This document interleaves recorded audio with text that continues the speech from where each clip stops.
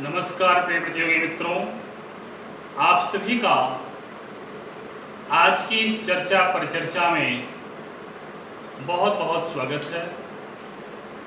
प्रिय प्रतियोगी मित्रों, यह प्रतियोगी क्षेत्र है और इस प्रतियोगी क्षेत्र में हमारी या आपकी हार्दिक इच्छा होती है कि हम यह जानें कि कैसे हम बेहतर अंक प्राप्त कर सकते हैं, कैसे हम सफल हो सकते हैं, क्या मैं कमी कर देता हूं, क्या मुझे नहीं करना चाहिए, क्या करना चाहिए। ये तमाम तरह की चर्चा, तमाम तरह के तर्क और वितर्क हमारे और आपके दिमाग में हमेशा चलता है। उस मुद्दे पर जाने से पहले, चूंकि हमारा आपका परिचय बहुत समय पहले से है, लगभग 10 वर्षों से आपकी सेवा में हूं मैं, 2011 से, और इस 10 वर्ष की सेवा में आपका अपार स्नेह, सहयोग और समर्थन मुझे मिला है। चाहे वो सांख्यिकी की कक्षा रही हो, चाहे वो समाज कार्य की कक्षा रही हो, चाहे वो एथिक्स की कक्षा रही हो, या हिंदी, निबंध और पत्र लेखन की कक्षा रही हो, आपका स्नेह, सहयोग और समर्थन मुझे प्राप्त हुआ है। मैं आपका आभारी हूँ। जब तक मैं सेवा आपको प्रयागराज में मणि सर क्लासेज में दिया, एलनगंज में, या चंद्रमोहन ओझा क्लासेज सलोरी में दिया, या टीसीसी क्लासेज अलीगंज लखनऊ में दिया, आप लोगों ने बहुत सहयोग किया, बहुत समर्थन दिया, बहुत आत्मबल दिया, और उसी के कारण मैं आपको बेहतर सेवा दे सका। और उसका परिणाम आज सामने है कि उत्तर प्रदेश के प्रत्येक जनपद में मेरा कोई न कोई स्टूडेंट अच्छे पद पर निश्चित रूप से चयनित है। चाहे एसडीएम का पद हो, चाहे डिप्टी एसपी का हो, नायब तहसीलदार का हो, बीडीओ का हो, समीक्षा अधिकारी का हो, या लोअर पीसीएस के थ्रू पोस्ट मिली हो उन्हें, यह गौरव आपके माध्यम से प्राप्त हुआ है। और आप लोगों की हार्दिक शुभेच्छा थी कि मेरा भी चयन लोक सेवा आयोग उत्तर प्रदेश द्वारा किसी अच्छे पद पर हो। आप लोगों की शुभकामना से, आप लोगों की दुआओं से, आप लोगों की शुभेच्छा से, मां भगवती नवदुर्गा के आशीर्वाद से, परम पिता परमेश्वर भगवान भोलेनाथ मनकामेश्वर महादेव की कृपा से, समीक्षा अधिकारी लोक सेवा आयोग 2016 बैच में मेरा चयन हुआ है। मैं परम पिता परमेश्वर को हार्दिक नमन करते हुए, अपने गुरुजनों, अपने पूर्वजों को हार्दिक नमन करते हुए, माता पिता, नाना नानी और अग्रजों को सादर प्रणाम करते हुए, अपने अनुजों का हार्दिक अभिवादन करते हुए, आप सभी के प्रति हार्दिक धन्यवाद ज्ञापित करता हूं। प्रिय मित्रों, जीवन में संघर्ष के कई ऐसे आयाम आपके जीवन में आएंगे, मिलेंगे, जब आपका मन विचलित होता है, और कुछ ऐसी ही दशा मेरे भी जीवन में देखने को मिली। निश्चित रूप से कभी भी हताश और निराश नहीं होना चाहिए। ईश्वर ने तय करके रखा है कि कब आपको क्या मिलना है, बस आपको अपना कर्तव्य कर्म करते जाना है, उससे पीछे नहीं हटना है। इसलिए नहीं तो आप अपने आप को दोषी ठहराएंगे। चूंकि चयन होना और ना होना, ये शायद कभी कभी दशमलव के अंक में, कभी कभी 1 अंक का फासला होता है। तो कभी सफल ना होने पर अपने आप को कमजोर ना महसूस होने दें, अपने आप को बेकार ना साबित होने दें, अपने अंदर हताशा और निराशा बिल्कुल ना लाएं।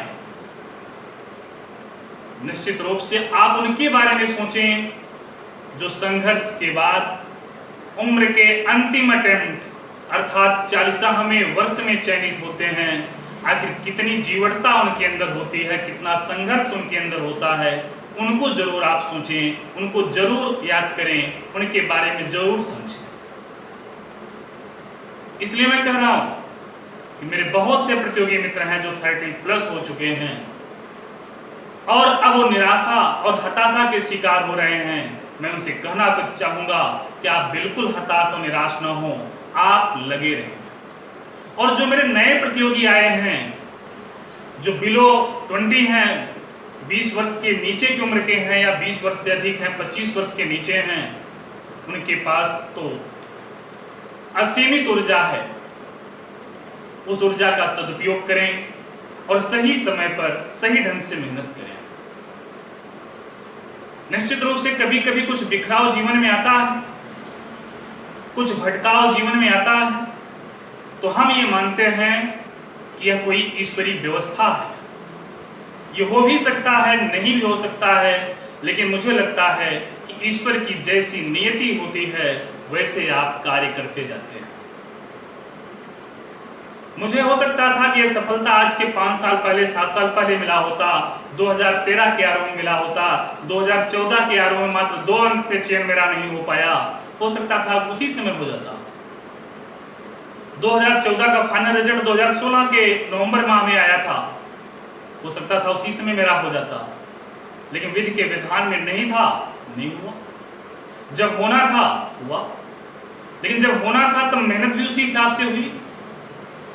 विगत वर्ष लॉकडाउन था, कोविड का संक्रमण काल विगत वर्ष भी था, इस वर्ष भी है, लेकिन विगत वर्ष केसेज कम थे, थोड़ा सा मूड भी सही था, पढ़ने में मन भी लगा और उसका फायदा ये हुआ कि अंततः चयन और मेरे जीवन की दूसरी सरकारी नौकरी समीक्षा अधिकारी लोक सेवा आयोग के पद पर हुआ। और मैं तो यूं कहूं आपसे कि मेरे चयन में सबसे बड़ी भूमिका हिंदी व्याकरण और हिंदी निबंध पत्र लेखन की रही है। और मैं अपने मित्रों से कहना चाहूंगा कि जिनके भी जीवन में इस तरह की समस्याएं आई हैं या जिनकी सफलता किसी कारणवश हिंदी निबंध या पत्र लेखन के माध्यम से या व्याकरण के माध्यम से नहीं हो पाई है, अभी भी समय है और आप लग जाइए, क्योंकि प्री एग्जाम आरओ का दिसंबर माह में प्रस्तावित है, कैलेंडर आ चुका है, और पीसीएस का प्री अक्टूबर में है। प्री के लिए लगभग आपके पास 5 महीने का समय धर है आरओ के लिए। इसमें आप प्री और मेंस दोनों की तैयारी कर सकते हैं, दोनों करना चाहिए। मेरे कई मित्रों ने मेरे सफलता के बाद उन्होंने बधाई तो दिया ही, साथ ही साथ उन्होंने रणनीति जानने की कोशिश किया। उनकी जिज्ञासा है कि आखिर पीसीएस प्री के लिए मैं कैसे तैयारी करूं या आरओ की प्री के लिए कैसे तैयारी करूं, आरओ के मेंस के लिए क्या तैयारी करूं। क्योंकि आज की मेरी कक्षा निबंध में कैसे अच्छे अंक मिले इस पर है, लेकिन मैं थोड़ा सा रणनीति की चर्चा 5 मिनट में करना चाहूंगा कि प्री के लिए आप जो पुस्तक पढ़ते हो, किसी भी विषय की केवल एक पुस्तक को आधार बना लीजिए। उस पुस्तक को निश्चित रूप से आप पढ़िए, बार बार पढ़िए। 10 किताबों में भटकाव से अच्छा है कि एक किताब को बार बार पढ़ा जाए। इसके साथ साथ घटना चक्र का पूर्वावलोकन आपके पास होगा, नहीं हो तो आप उसे ले लीजिए मार्केट से। उस घटना चक्र के पूर्वावलोकन को चैप्टर वाइज सॉल्व करिए, जो किताब से पढ़िए जो चैप्टर, वह उसी चैप्टर का टॉपिक आप घटना चक्र के पूर्वावलोकन से सॉल्व करिए। इसके साथ साथ यूथ पब्लिकेशन का प्रीवियस ईयर्स पेपर्स आते हैं, उसके विगत वर्षों के प्रश्न पत्र मिलते हैं। उस विगत वर्ष का प्रश्न पत्र पीसीएस प्री और मेंस जब ऑब्जेक्टिव होता था तब तक, जब तक ऑब्जेक्टिव हुआ है तब तक का यूथ पब्लिकेशन का, मेंस का, पीसीएस का शॉर्ट पेपर आता है, उसको भी लीजिए। प्री का लीजिए, आरओ के प्री का लीजिए, जीएस का, आप उसको सॉल्व करिए। हमें लगता है कि आपको 50 से 60% क्वेश्चन वहीं से सीधे सीधे मिलेंगे। बाकी जो आपने किताब पढ़ा है, जो आप करंट अफेयर्स पढ़ेंगे, करंट अफेयर्स के लिए भी आप में बहुत भ्रम है, उसके लिए भी मैसेज बीच बीच में मिलता रहता है। मैं आपसे कहना चाहूँगा कि कोई एक पत्रिका आप पकड़ लीजिए जो आपको पसंद है, जो अच्छी लगे, उसको जरूर पढ़िए। वर्तमान में कुछ प्रासंगिक समसामयिकी पत्रिकाएं हैं जिनकी चर्चा मैं करना चाहूँगा, चाहे वो क्रॉनिकल हो पतली वाली, चाहे दृष्टि द विजन की पतली वाली पत्रिका उनकी भी आई है समसामयिकी की तत्कालीन, या आप घटना चक्र पढ़ते हो उसको पढ़ सकते हैं। लेकिन बेटर जो है क्रॉनिकल की पतली वाली जो आती है प्रिंट, बड़ी अच्छी है, आप उसे हर महीने पढ़ सकते हैं और फायदेमंद भी है। परीक्षा के कुछ समय पहले घटनासार पत्रिका आती है, उस पत्रिका को जरूर पढ़िएगा। घटनासार में करंट अफेयर्स के अच्छे कलेक्शन दिए गए हैं, निश्चित रूप से वो आपके लिए बहुत फायदेमंद साबित होगा। जनगणना के लिए परीक्षावाणी की पुस्तक उपलब्ध है, आप उसे देखिएगा। पर्यावरण के भी क्वेश्चन बन रहे हैं इस समय परीक्षा में, आप उसके लिए चाहे आप परीक्षावाणी की पुस्तक पढ़ लीजिए, दृष्टि द विजन का पढ़ लीजिए, या खुल्लर की किताब पढ़ लीजिए, जो आपको पसंद आए उस पुस्तक को आप पढ़ सकते हैं। लेकिन किसी एक पुस्तक को ही आधार आप बनाइएगा, कई पुस्तक लेने से भटकाव की स्थिति हो जाती है। तो एक पुस्तक को आधार बनाना है, घटना चक्र पूर्वावलोकन को चैप्टर वाइज सॉल्व करना है, प्रीवियस ईयर्स पेपर्स को सॉल्व करना है, करंट अफेयर्स को पढ़ना है और नोट भी करना है। और जो पेपर सॉल्व करेंगे उसका भी आप अपने हिसाब से चैप्टर वाइज या ईयर वाइज नोट्स बनाते जाइएगा। जो आपको लगे कि महत्वपूर्ण है, ये मुझे भूल सकता है, ये मुझसे गलती हो सकती है परीक्षा में, उस पॉइंट को जरूर नोट कर लें। इससे आपकी प्री की रणनीति बेहतर होगी और प्री परीक्षा में आपको कोई समस्या का सामना नहीं करना पड़ेगा। आई बात मुख्य परीक्षा की, आरओ की मुख्य परीक्षा में जीएस का पेपर है, हिंदी व्याकरण का पेपर है, हिंदी का लिखित पेपर है जिसमें पत्र लेखन है, जिसमें वर्ड मीनिंग है, जिसमें टेबुलेशन है, इसी ढंग से निबंध का पेपर है। तो जब आप इसके पाठ्यक्रम को लेकर के देखेंगे तो आपको लगेगा कि कुछ टॉपिक ऐसा जो आपने पहले से तैयार करके रखा है, लेकिन कुछ टॉपिक ऐसा है जिसमें आपको ओवर कॉन्फिडेंस है। यहां पे मैंने ओवर कॉन्फिडेंस शब्द का प्रयोग क्यों किया कि हमारे 90% प्रतियोगी सीधे सीधे परीक्षा हाल में ही निबंध लिखते हैं, जिसका खामियाजा उन्हें भुगतना पड़ता है। क्योंकि ना आपके पास वो विचार आएंगे और ना आपके पास वो भाव आएगा और ना वो क्रमबद्धता आ पाएगी।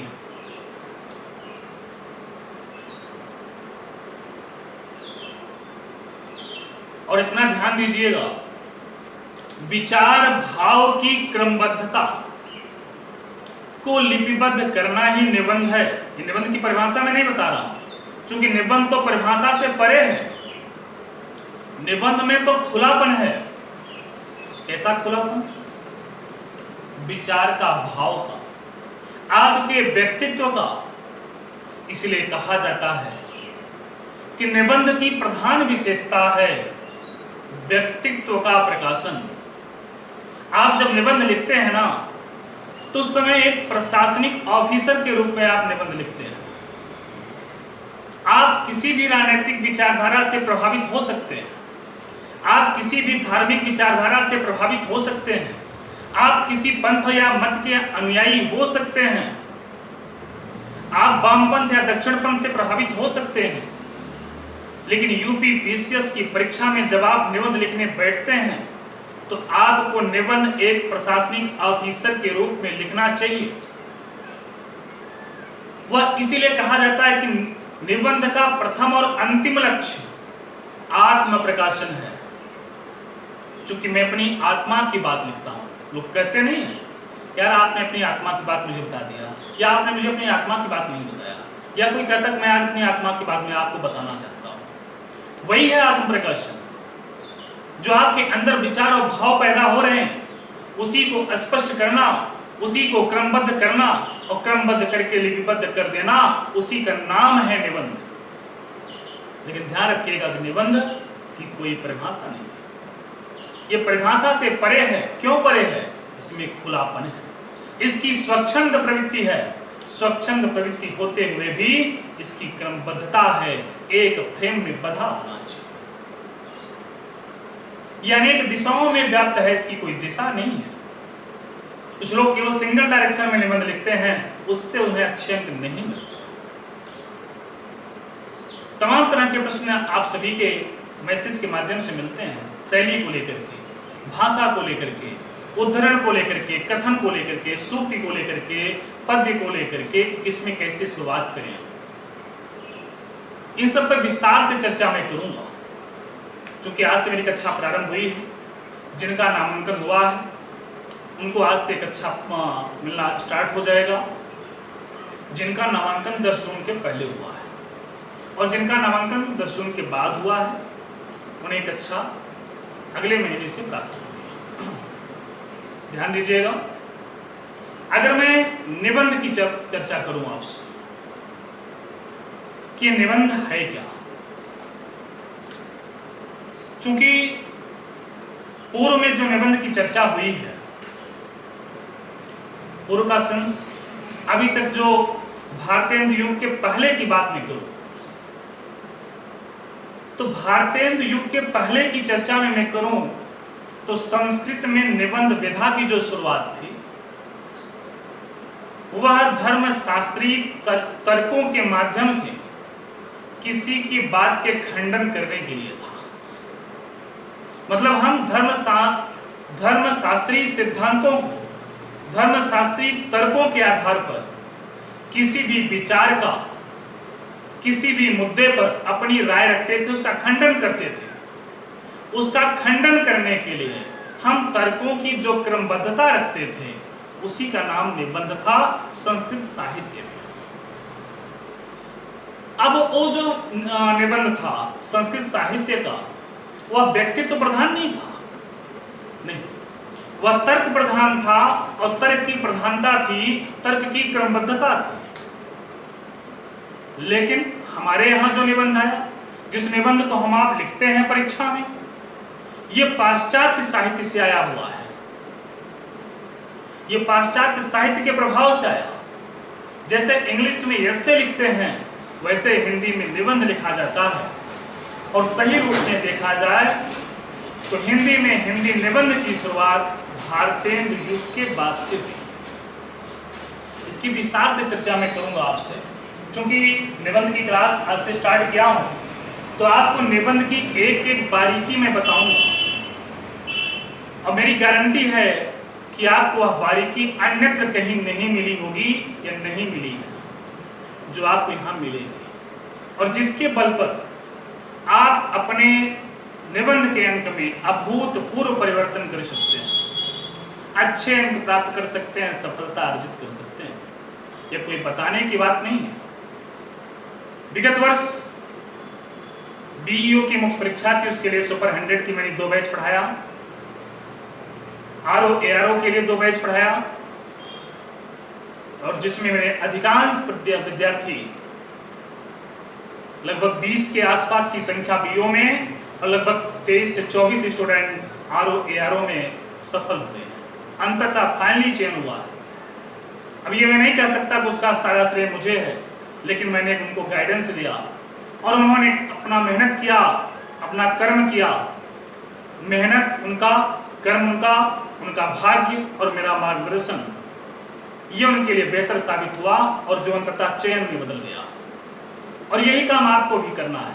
निबंध कैसे तैयार करना है, मैं उस पर चर्चा करने चल रहा हूँ, क्योंकि जो विद्यार्थी मेरी क्लास नहीं ज्वाइन किए हैं उन्हें भी कुछ लाभ मिल सके, वो स्वयं से निबंध लिख सकें, स्वयं से अच्छा लाभ प्राप्त कर सकें, अच्छे अंक प्राप्त कर सकें। चूंकि मेरी इच्छा थी कि मैं सफल अगर हुआ हूँ तो मैं आपको निबंध के बारे में बताऊँ, उसकी रणनीति बताऊँ, कैसे आपको काम करना है, कैसे अच्छे अंक लेना है, उसकी चर्चा मैं आपसे करूँ।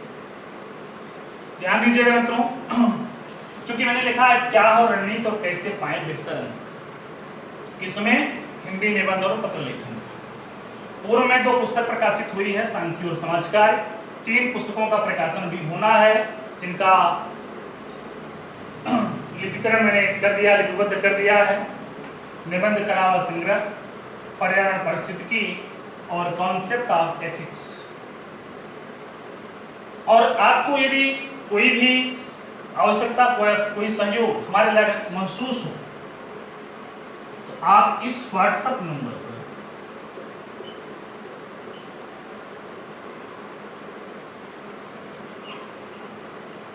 मुझे व्हाट्सएप कर लीजिएगा 9450 75 15 97। अब मैं चर्चा आपसे करूंगा निबंध में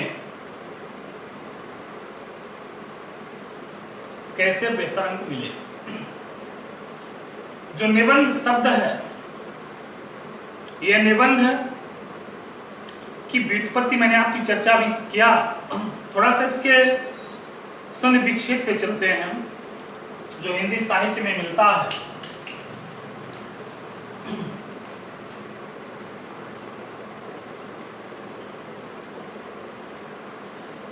हम आप जानते हैं कि यह निधन बंध से बना हुआ है, लेकिन इसमें निधन बंधन ल्युट प्रत्यय लगता है।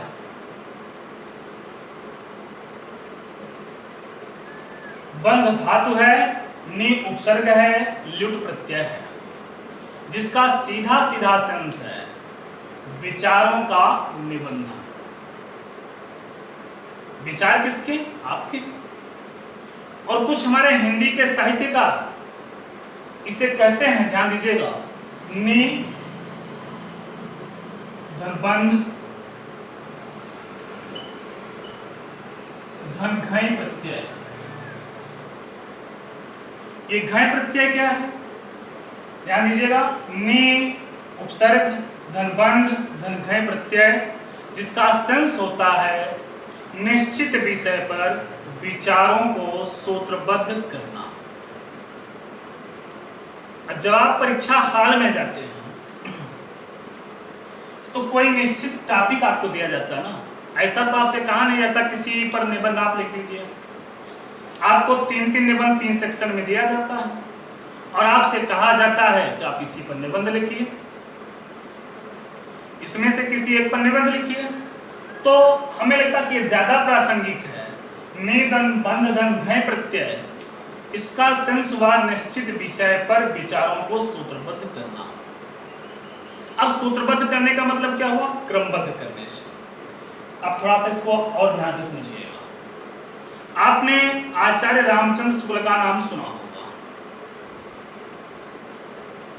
नहीं सुना हो तो आप जान लीजिए कि आचार्य रामचंद्र शुक्ल हिंदी के गद्यकार, एक अच्छे लेखक। उनका एक स्टेटमेंट बड़ा प्रासंगिक है।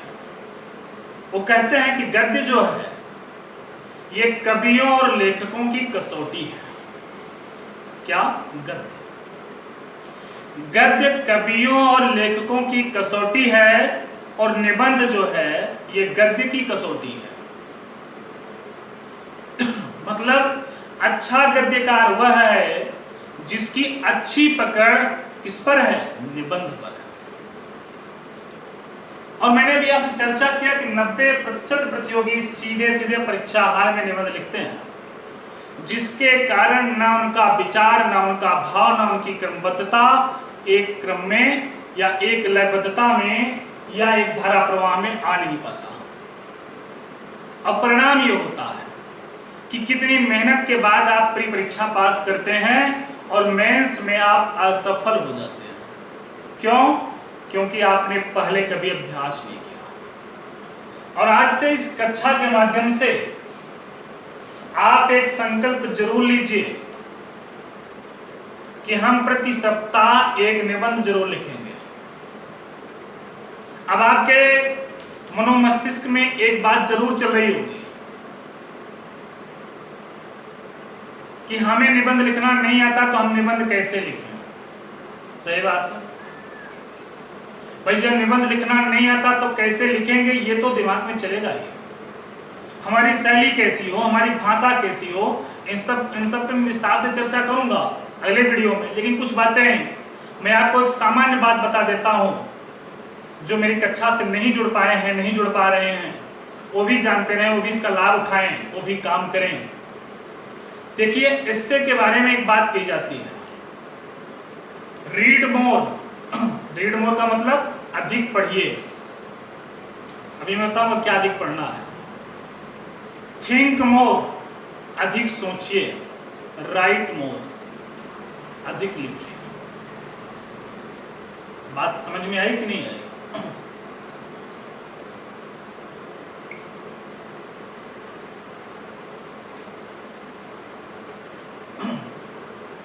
रीड मोर का सेंस है कि आप जिस टॉपिक पर निबंध लिखना चाहते हैं उस टॉपिक से जुड़े हुए मुद्दों को खूब पढ़िए।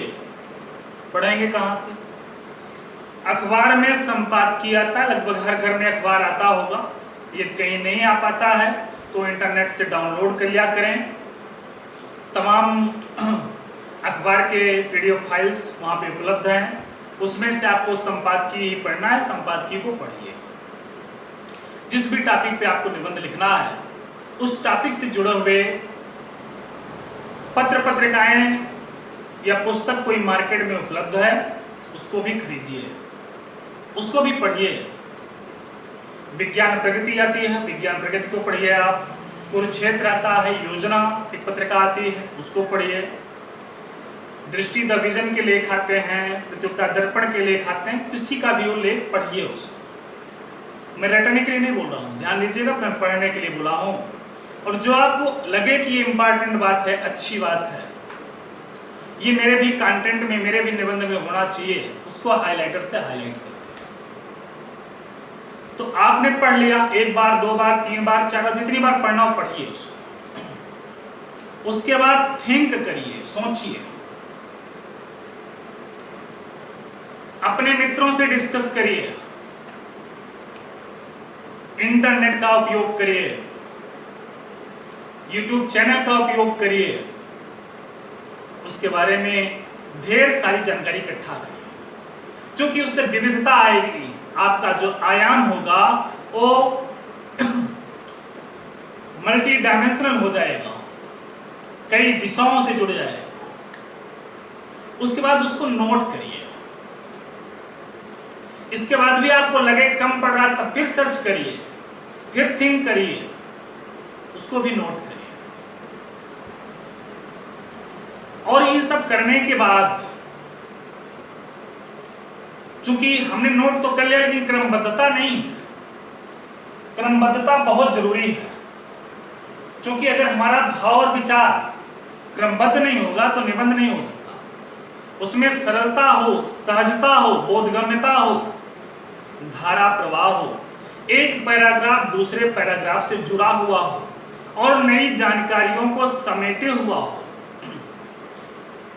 कितनी पंक्ति का होना चाहिए, कितने शब्द होने चाहिए की चर्चा मैं बाद में किसी लेक्चर में करूंगा, लेकिन यहाँ पे एक संक्षिप्त चर्चा मैं कर दे रहा हूं कि हमारा जो निबंध ARO के लिए लिखा जाता है वह 12 से 15 लेक्चर में 12 से 15 पैराग्राफ में होना चाहिए। अधिकतम 12 से 15 पैराग्राफ में पूरा होना चाहिए, ध्यान दीजिएगा। और एक पैराग्राफ में जो वर्ड की लिमिट है, शब्द की, वो 50 से 80 की है। लेकिन आप कभी कभी लिखते समय भी कम रहता है, गिन भी नहीं पाते हैं, तो रूम पर ही प्रैक्टिस कर लीजिए कि आप एक पेज में लगभग 13.5 सेंटीमीटर की चौड़ाई होती है, जो लोक सेवा आयोग की कॉपी होती है उसकी। तो ये 13.5 सेंटीमीटर की कॉपी में प्लेन पेपर में आप कितने शब्द लिखते हैं उसको काउंट करके देख लीजिएगा। और ये नहीं है कि मैंने कहा 50 से 80 तो 85 हो गया तो आपका नंबर कट जाएगा, या कहीं पर 40 हो गया, 35 हो गया तो आपके नंबर कट जाएंगे। एक आइडियल कंडीशन मानी जाती है 50 से 80 शब्द। बाकी आप धारा प्रवाह बनाए रखें, ऐसा कोई शर्त किसी निबंधकार ने बताया नहीं है कि 12 से 15 या 50 से 80 में। लेकिन ये अच्छी निबंध की एक प्रारूप जो होता है, जो फ्रेम होता है, उसके कारण मैंने बताया है, जिससे देखने में अच्छा लगे, पढ़ने में अच्छा लगे। बाकी ये आप पर निर्भर करता है कि आप उसको 15 पैराग्राफ में लिखते हैं, कि 12 में लिखते हैं, कि 10 में लिखते हैं, कि 16 में लिखते हैं। लेकिन अगर इसमें 12 से 15 पैराग्राफ के बीच में पूरा हो रहा है और ये शब्द लिमिट है आपकी, तो हमें लगता है कि एक बेहतर प्रारूप आपको फॉलो कर रहे हैं। तो जब आपने थिंक कर लिया, रीड भी कर लिया, तो अब हमने कहा है कि write more. Read more, think more, write more. तो राइट मोर करने के लिए क्या करेंगे आप? आपने इंपॉर्टेंट बात तो नोट कर लिया, जो कुछ पाया जहां से कलेक्शन नोट किया। अब आपको क्रम चाहिए, खाका चाहिए, फ्रेमिंग जिसे कहते हैं। और आपको बता दूं, जिसे निबंध में फ्रेमिंग करना आ गया और उसका प्रस्तावना और उपसंहार लिखना आ गया, उसे 75% निबंध आ गया। 25% वो कौन सा मुख्य भाग है? निबंध का 3 ही मुख्य भाग है, प्रस्तावना, मुख्य भाग, उपसंहार। जिसे आप भूमिका कहते हैं प्रस्तावना को ही, मुख्य भाग, उपसंहार जिसे आप निष्कर्ष कहते हैं। ये कैसे अच्छा लिखा जाता है इसकी चर्चा कभी विस्तार से होगी, लेकिन अभी मैं एक शॉर्ट चर्चा में आपसे कर रहा हूं। तो अब आपने फ्रेम भी खींच लिया, फ्रेम बना लिया कि किसमें क्या आना है, किसके बाद कौन सा मैटर डालना है। भाई आप किसी के यहां जाते हैं,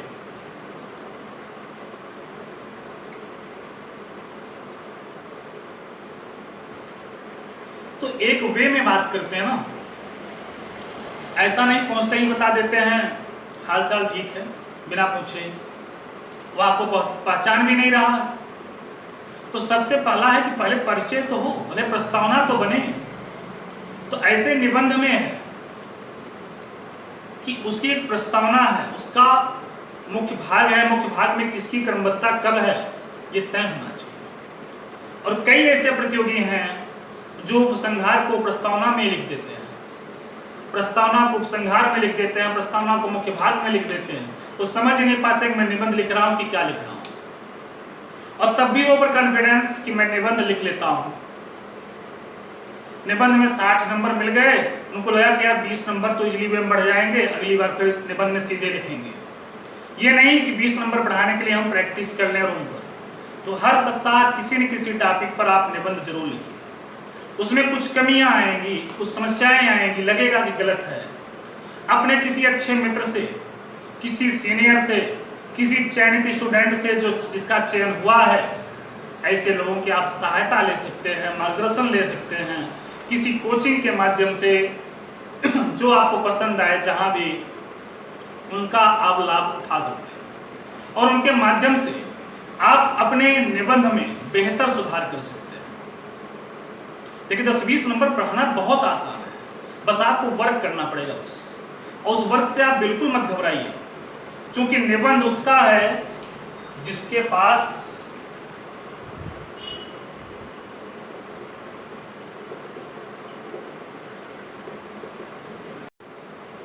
वही बनता है निबंधकार। निबंधकार का सेंस वही निबंध अच्छा लिखता है।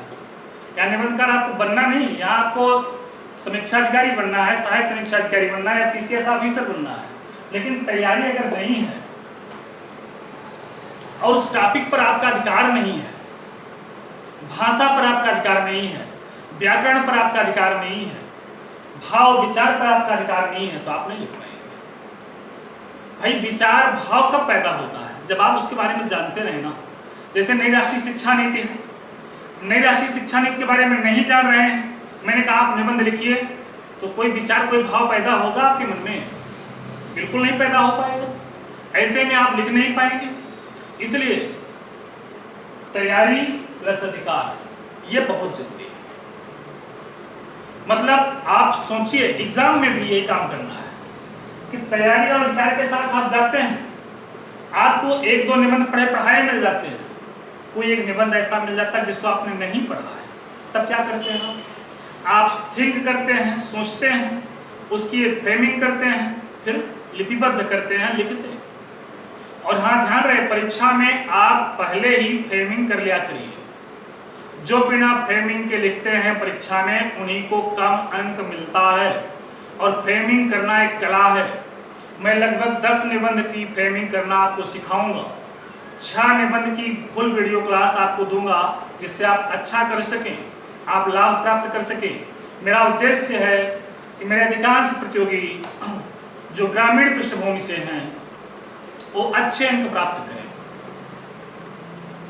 ध्यान दीजिएगा, निबंध की शुरुआत आप किसी उद्धरण से कर सकते हैं, उदाहरण दे करके, किसी के स्टेटमेंट से कर सकते हैं, किसी सूक्ति से कर सकते हैं, किसी कविता से कर सकते हैं, किसी पंक्ति से कर सकते हैं, किसी मुहावरे से कर सकते हैं। ये डिपेंड करता है निबंध के टॉपिक और आपकी लयबद्धता, लिपिबद्धता पर कि आप कैसे उसको लिपिबद्ध और लयबद्ध कर ले जाते हैं। दूसरी बात, भाषा और शैली के बारे में कहा जाता है। शैली उसकी सरल और सहज होनी चाहिए। बहुत संस्कृत के शब्दों का या अंग्रेजी के शब्दों का बहुत ज़्यादा उपयोग ना किया जाए। कुल मिला के कहा जाए, क्लिष्ट शब्दों का प्रयोग ज़्यादा नहीं करना है। नहीं तो आपने सोचा कि क्लिष्ट शब्द का प्रयोग करेंगे, मुझे जानेगा हिंदी का विद्वान अच्छा नंबर देगा, ऐसा बिल्कुल नहीं है। धारा प्रवाह। रही बात भाषा की, तो ये डिपेंड करता है जो चेक करने वाला है, उसको आपकी भाषा पसंद आ रही है, उसने आपको अच्छा नंबर दे दिया। नहीं पसंद आया तो नहीं दिया। तो कुछ चीज़ें आप पर निर्भर, कुछ उस पर भी निर्भर है। लेकिन हमारा प्रयोग, मतलब हमारा व्यक्तिगत प्रयास हो कि हम जो भाषा का प्रयोग करें वो हमारा बनावटीपन न हो, वो हमारी मौलिक भाषा हो। उसी मौलिकता का समावेशन हमें निबंध में करना है। और रटी रटाई भाषा को नहीं लिखना है आपको। रटी रटाई किसी का निबंध नहीं लिखना है, भले ही मेरा PDF हो। मेरे कई स्टूडेंट जो पिछली क्लास में ज्वाइन किए थे, उनके पास मेरा PDF होगा, लेकिन ये मत सोचिएगा कि उसी निबंध को हुबहू रट के लिख करके आपको अच्छा नंबर मिल सकता है। ये कोई आवश्यक नहीं है। इसलिए आप अपनी भाषा में पढ़िए, उसको समझिए, उसका कलेक्शन करिए, ये कोई गड़बड़ बात नहीं है। लेकिन लिखिए अपने अकॉर्डिंग, मौलिकता। और हमारा प्रयास है कि आप पंगु न बने, आप आत्मनिर्भर बने। आप निबंध बेहतर लिखें, अच्छा अंक प्राप्त करें, आपका चयन जरूरी है। क्योंकि मुझे सबसे ज्यादा खुशी तब होती है जब हमारे ग्रामीण पृष्ठभूमि से, हमारे ग्रामीण क्षेत्र के बच्चे सफल होते हैं और जब उनके किसान पिता प्रसन्न होकर के कहते हैं कि आज मेरी मेहनत सफल हुई, उसी समय मुझे भी प्रसन्नता होती है कि मेरा गांव खुश हो रहा है। निश्चित रूप से हमारे ग्रामीण क्षेत्र के बच्चों को आगे बढ़ने की जरूरत है। विगत कुछ वर्षों से किसी कारणवश क्या प्रभाव पड़ा, क्या नहीं पड़ा, कि SDM, डिप्टी एसपी जैसे पद ग्रामीण क्षेत्रों में कम आ पाए, इस पर मुझे चिंतन करने की जरूरत है, विचार करने की जरूरत है, मेहनत बढ़ाने की जरूरत है। क्या कमी रह गई, इसको दूर करने की जरूरत है। आप मेहनत करें और अधिक से अधिक मात्रा में आप सफल हों। आज की कक्षा में मैंने आपसे निबंध की एक संक्षिप्त चर्चा किया है। कल मैं आपको विस्तार से बताऊंगा निबंध क्या है, निबंध की क्या विशेषताएं होती हैं। लगभग निबंध पर ही मेरे 5-6 लेक्चर होंगे जो निबंध की कला पर निर्भर है। क्योंकि निबंध एक कला है, ये सब में नहीं होती, सबके पास नहीं है। ये उसी के पास है जिसके पास अभ्यास है, जिसके पास विचार है, जिसके पास भाव है, और जो प्रशासनिक ऑफिसर के रूप में निबंध को लिखने का प्रयास करते हैं, जो सकारात्मक और नकारात्मक पक्षों पर ध्यान देते हैं, जो सरकार की योजनाओं के क्रियान्वयन पर ध्यान देते हैं कि कैसे सरकार की योजनाओं को, कार्यक्रमों को जोड़ा जाए, कहाँ पर आंकड़े का प्रयोग करना है, कैसे करना है, ये सब कला आपको सीखना है। आप सभी मेहनत करें। आपको जहां भी जैसे भी सहयोग की जरूरत हो, आप इस नंबर पर व्हाट्सएप कर लीजिएगा मुझे, ये मेरा व्यक्तिगत नंबर है। आज की कक्षा प्रारंभ ही हो गई है। दूसरी बात, ऐसे विद्यार्थी, ऐसे स्टूडेंट जिन्होंने इस कोविड के संक्रमण काल में अपने माँ बाप में या अपने भाई में से या अपने बहनों में से किसी को खोया है और वो आर्थिक समस्या से एकदम परेशान है, मतलब उनकी आर्थिक स्थिति बहुत कमजोर है। दोनों शब्द ध्यान रखिएगा। जिन्होंने इस कोविड संक्रमण काल में अपने माँ बाप, भाई बहन में से किसी को खोया हो और जिनकी आर्थिक स्थिति गड़बड़ है, खराब है, फीस देने में सक्षम नहीं है, ऐसे स्टूडेंट के लिए, ऐसे विद्यार्थियों के लिए मेरी एक बैच रन कर रही है, एक और रन करेगी। तो ऐसे विद्यार्थी डेथ सर्टिफिकेट अपने उस अभिभावक का, उस भाई बहन का, माता पिता का प्रेजेंट करके, आय प्रमाण पत्र की एक फोटो भेज करके कॉपी, आप फ्री नामांकन, फ्री मार्गदर्शन प्राप्त कर सकते हैं। कोई शुल्क आपका नहीं लगेगा उसमें। तो ये कक्षाएं निश्चित रूप से आपके लिए लाभकारी होंगी। आप मेहनत करें, जहां भी होगा, जैसे भी होगा, YouTube चैनल के माध्यम से मैं आपका मार्गदर्शन करता रहूँगा। यूं ही आपका स्नेह और समर्थन मिलता रहे। क्योंकि अभी लक्ष्य हमारा दूसरा है। लक्ष्य जब तक प्रॉपर पीसीएस में अच्छा पद नहीं मिल जाता तब तक मन को कहा जाए शांति नहीं मिल पाती है। और वही प्रयास हमारा भी है, वही प्रयास आपका भी हो। आप भी प्रयास करिए, आप भी अपना कर्तव्य कर्म करिए, मेहनत करिए। जहाँ मेरे सहयोग की जरूरत है मैं आपका सहयोग करूँगा। आप निश्चित रूप से सफल होंगे। मेरी शुभकामनाएं आपके साथ हैं। बहुत बहुत धन्यवाद।